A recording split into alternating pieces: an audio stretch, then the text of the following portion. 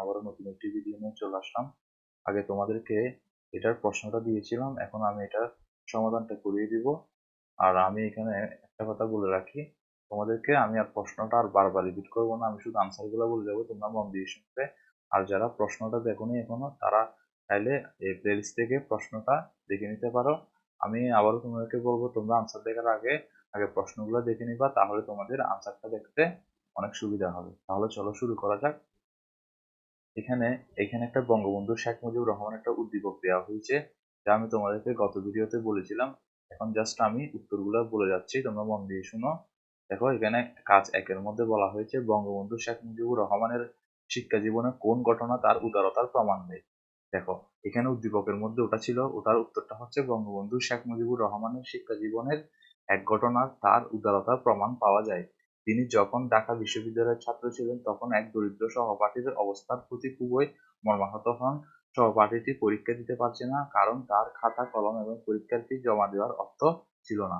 বঙ্গবন্ধু এ অবস্থায় সহপাঠীকে সাহায্য করার জন্য নিজে এগিয়ে আসেন। এবং পরে বলা হয়েছে কিভাবে বঙ্গবন্ধু তার সহপাঠীর পরীক্ষা দিতে সাহায্য করেন। তিনি নিজের পকেটের টাকা দিয়ে সহপাঠীর জন্য সব প্রয়োজনীয় সামগ্রী কিনে দেন এবং পরীক্ষার ফি পরিশোধ করেন। এই ঘটনার মাধ্যমে বোঝা যায় যে বঙ্গবন্ধুর হৃদয় কতটা বিশাল ছিল এবং অসহায় মানুষের প্রতি তার ভালোবাসা কতটুকু গভীর ছিল। তার এই উদারতা, মানবিকতা সবসময় অন্যদের জন্য অনুপ্রেরণাদায়ক।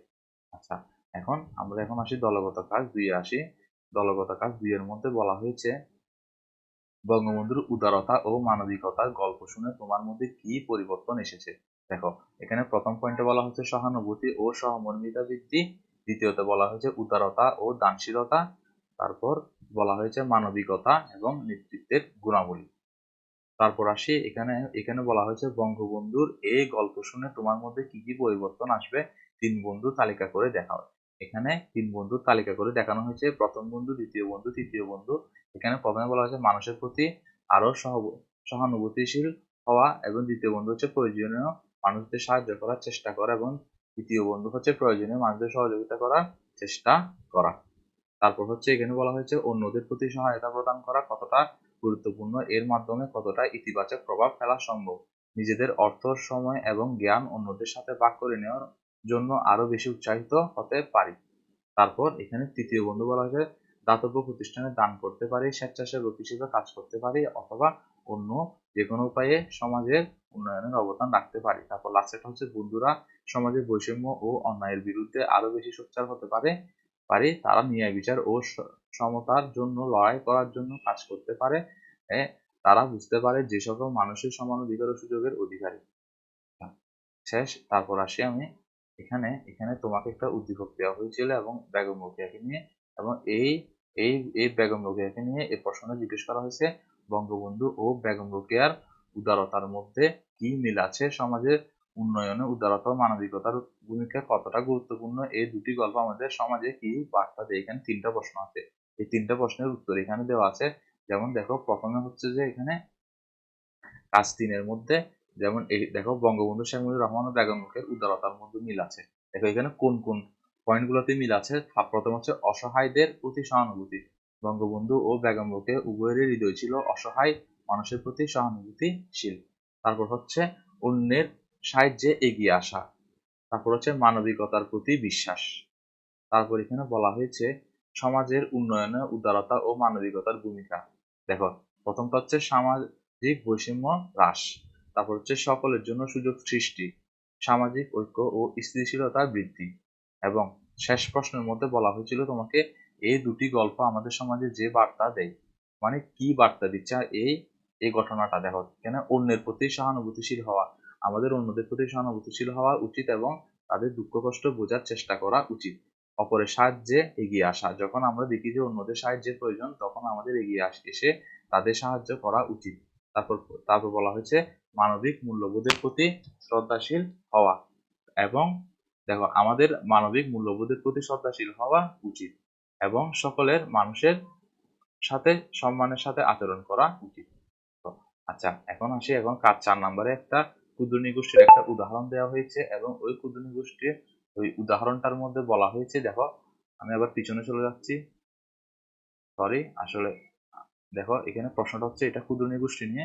এখানে বলা হয়েছে এখানে উদ্দীপকের নিগোষ্ঠীর সাথে তোমার কি কি পার্থক্য রয়েছে, তুমি ও উদ্দীপকের গোষ্ঠীর আত্মপরিচয়ের ক্ষেত্রে কি কি করণীয়। এখানেও তোমার দুইটা প্রশ্ন আছে, এই দুইটা প্রশ্নের উত্তর আমি এখানে রেখেছি। দেখো প্রথম হচ্ছে পার্থক্য, তোমার আর ক্ষুদ্র নিগোষ্ঠীর মধ্যে যে পার্থক্য রয়েছে সেটা হচ্ছে সংস্কৃতি, ভাষা, ধর্ম এবং হচ্ছে জীবনধারা। তোমরা এগুলো দেখতে পাচ্ছ, এগুলো এখান থেকে চাইলে পড়ে ফেলতে পারো। তারপর আমি আসি আত্মপরিচয়ের ক্ষেত্রে করণীয়। এখানে আত্মপরিচয়ের ক্ষেত্রে করণীয় হচ্ছে আমার নিজস্ব সংস্কৃতি সম্পর্কে জানা, অন্যান্য সংস্কৃতি সম্পর্কে শেখা, আমার নিজস্ব পরিচয় গঠন করা, অন্যদের সাথে যোগাযোগ স্থাপন করা এবং সমাজে অবদান রাখা। তারপর আসি, তারপর এখানে বলা হয়েছে উদ্দীপকের নিগোষ্ঠীর সাথে তোমার কি মিল রয়েছে। এটাও ইম্পর্টেন্ট। দেখো এখানে বলা হয়েছে মানবতা, সহানুভূতি এবং সহযোগিতা। মানবতার মধ্যে আছে আমরা সকলে মানুষ এবং আমাদের মৌলিক চাহিদা ও আকাঙ্ক্ষা একই। সহানুভূতিতে আছে আমরা সকলেই অন্যদের প্রতি সহানুভূতিশীল হতে পারি এবং তাদের দুঃখ কষ্ট বোঝার চেষ্টা করতে পারি। সহযোগিতাতে আছে আমরা সকলে একসাথে কাজ করে বিপর্যয় কাটিয়ে উঠতে পারি এবং একটি ভালো ভবিষ্যৎ তৈরি করতে পারি।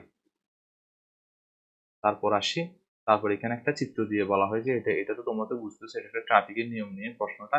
এখানের মধ্যে তোমাকে প্রথমে বলা হয়েছে উদ্দীপকের কিসের আলোকচিত্র তুলে ধরা হয়েছে, এটি সামাজিক জীবনে কেমন প্রভাব বিস্তার করতে পারে বলে তুমি মনে করো। আচ্ছা দেখো এখানে উত্তরটা হচ্ছে এটা। দেখো আমি এখানে লিখেছি উদ্দীপকের ট্রাফিক আইন মেনে চলা চিত্র তুলে ধরা হয়েছে এবং এটা এটা সমাজে কিভাবে প্রভাব বিস্তার করছে। দেখো প্রথম হচ্ছে নিরাপত্তা বৃদ্ধি, ট্রাফিক নিয়ম কানুন মেনে চলে রাস্তায় দুর্ঘটনা কম হয়, যার ফলে মানুষের জীবন ও সম্পদের ক্ষয়ক্ষতি রোধ হয়।